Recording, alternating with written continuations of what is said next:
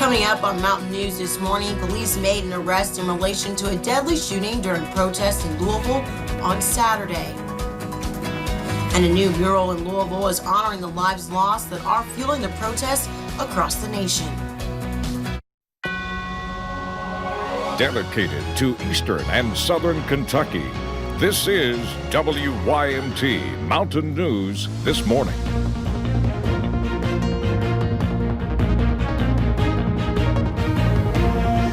Good morning, I'm Lacey Roberts, and thank you for joining me on Mountain News this morning. Today is Monday, a new start to the week, and it also means a severe weather alert day. Those cooler temperatures came through yesterday, and today, Brandon's been talking about it. We're going to see some scattered rain showers, so let's go ahead and bring them in and see what we can expect for the day. Good morning, Brandon.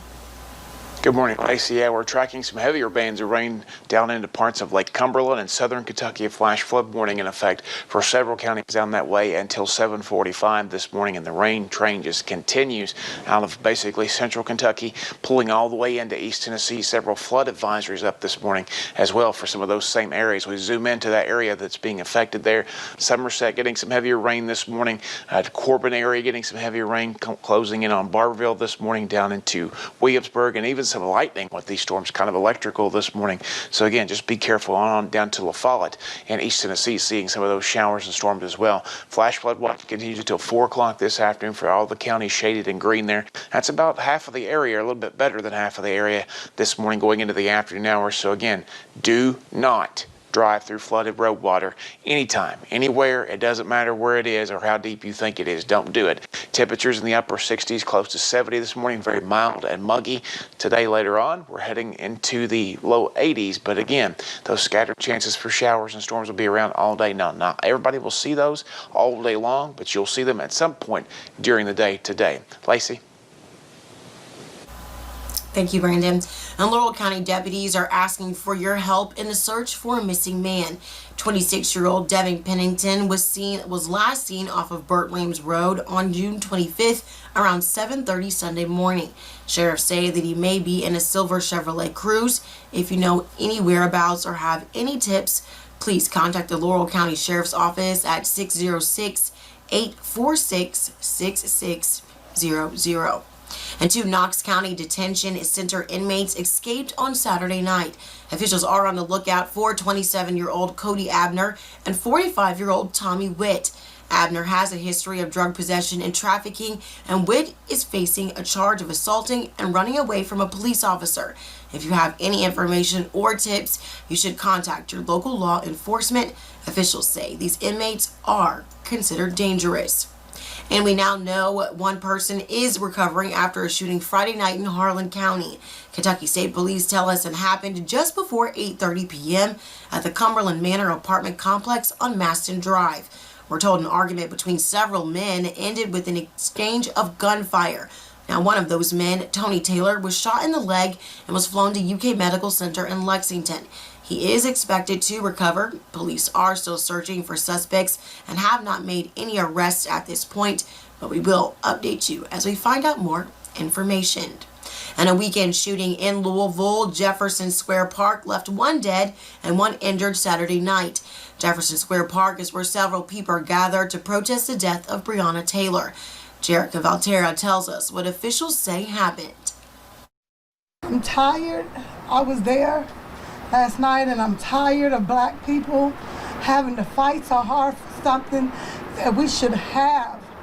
We shouldn't have to fight this hard. It should not have to be this hard. You are against racism or you are for it. You have to make a decision. This is the straw that broke the camel's back. Make a decision. The line is in the sand. Saturday evening looked like this. And Sunday morning, a mere shell of what Jefferson Square looked like after a deadly shooting broke out. Those of us that were on the ground know that there's more to this story, and we hope that it's able to be told, but we will not let the houseless people, we will not let somebody with mental illness take full brush of this as we don't know. We're not going to condemn a man that we don't know and we don't know the full story of. LMPD has since taken down all the tents and rounded up all the personal belongings within the park. Kentucky Alliance says even though police took everything down, they're going to rebuild. And is this how you build a relationship? By throwing our things in the trash. They treated us like we were trash. We want better, we demand better, and we are going to get better. We are not done. We are not gonna stop. I don't care what you do. We are not gonna stop. We will be back. We are not gonna stop.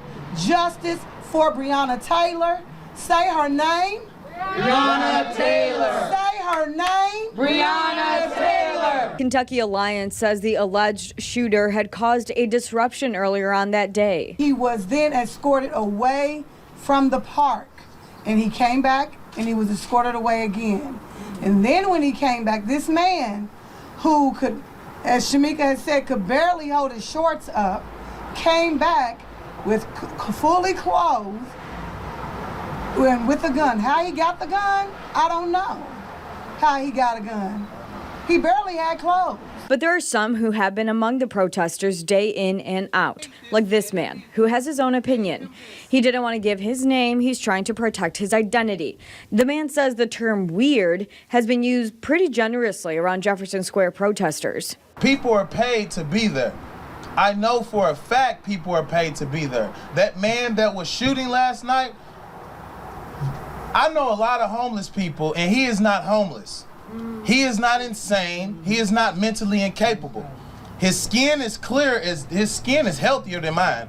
His nails is clearer than mine, and his hair is way more clean than mine. Tamika Palmer, Breonna Taylor's mom, was too emotional to speak, but managed to express her sadness for the protester who died fighting for her daughter's death. I'm grateful for everybody who has been out there, who are standing for Breonna.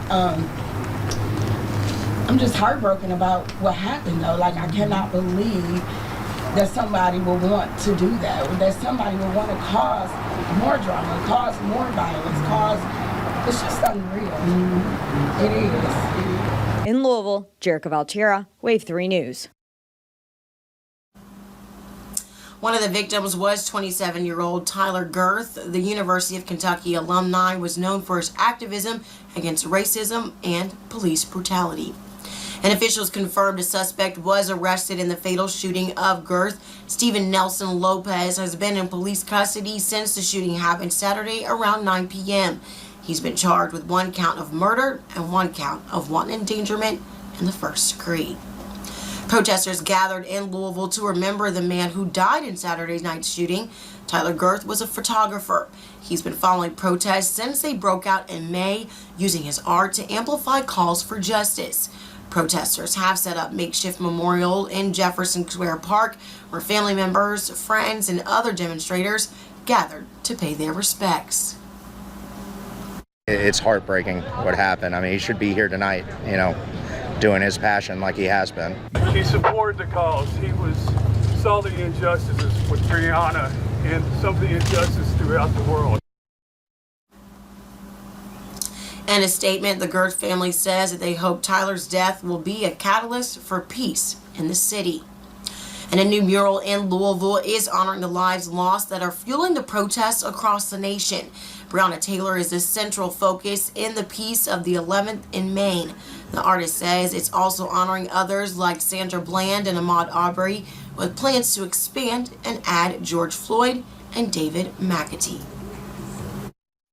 I hope they understand that, even though these pictures are in monochromatic tones of black and white, the colors that switch over them involve everybody's heart. And I want everybody to really understand that when they look over at this mural, that these are beautiful faces that are not here anymore. And let's try to keep more beautiful faces like this alive. The Feed West campaign came out during the mural creation to hold a food drive. Both groups say that they want to use their skills to provide for a better community. And Governor Andy Beshear sent a news release yesterday giving us an update on COVID-19 here in Eastern Kentucky. The governor announced 67 new cases, but remember, there could be a delay in some health department reporting case numbers through the weekend. Kentucky now has at least 15,232 COVID-19 cases. Governor Beshear also announced 4 new deaths, bringing the state's death toll to at least 558. He did not give an update on how many people in Kentucky have recovered from the virus, but as of Saturday, we know that 3,730 people have recovered. And nearly 7 months into what has been, put it simply, a difficult year, people are looking for something to celebrate. Many 4th of July events have been canceled across the Commonwealth, but some Kentuckians are on the hunt to make their own fun at home. Shelby Lofton shows us how businesses is booming at a Frankfort fireworks store.